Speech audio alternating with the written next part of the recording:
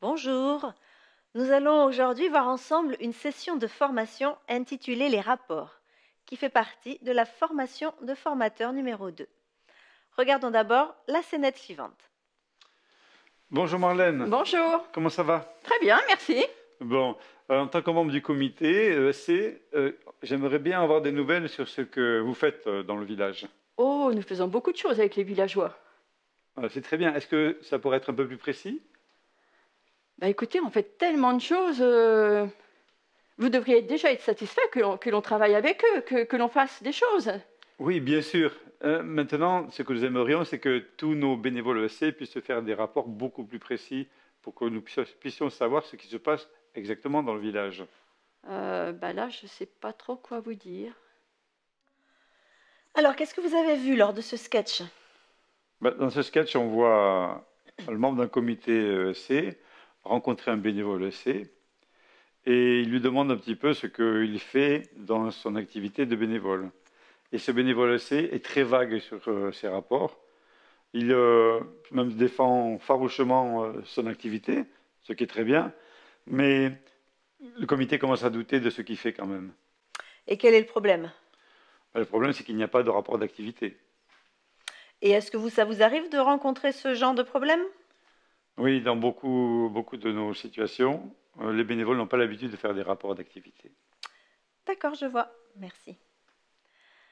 Donc, pourquoi devrions-nous faire des rapports? Déjà, pour la motivation des bénévoles ESC, de l'équipe de formation ainsi que du comité. Aider le comité à superviser les bénévoles ESC et diriger le projet. Et puis, quand le travail progresse, cela motive le comité et toute la communauté.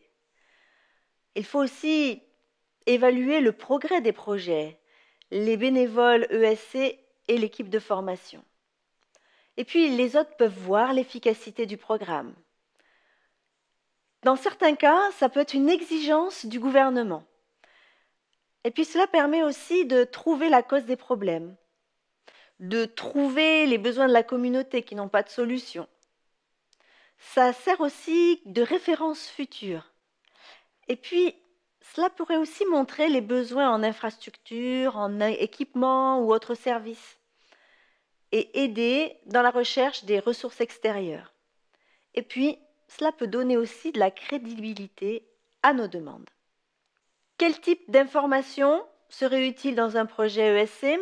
Pour cela, je vous conseille de discuter dans le grand groupe, lister les réponses et afficher sur un papier. Par exemple, nom et adresse du chef de famille, nom des leçons déjà enseignées avec des dates, l'hygiène personnelle, les verres, etc. La liste aussi des améliorations apportées conformément aux leçons, l'utilisation de l'eau, les latrines, les paniers à ordures, la propreté de la cour. Comment peut-on enregistrer les résultats de ce qui se passe? En fait, chaque bénévole ESC devrait posséder un registre de notes avec des données sur chaque famille. Une page par famille, par exemple. On pourrait le faire sur des feuilles séparées ou dans un cahier. Les formateurs et le comité devraient d'ailleurs vérifier ce cahier lors de leur passage. En fait, il est indispensable dans un programme ESC que chaque bénévole ESC fasse des rapports sur son activité, sur les voisins, le suivi, la mise en application de ces formations.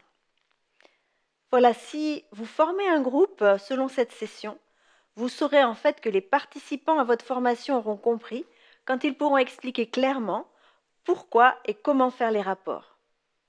Voilà, notre session se termine. Merci pour votre écoute. On se retrouvera bientôt pour une autre session de formation de formateur numéro 2. À bientôt!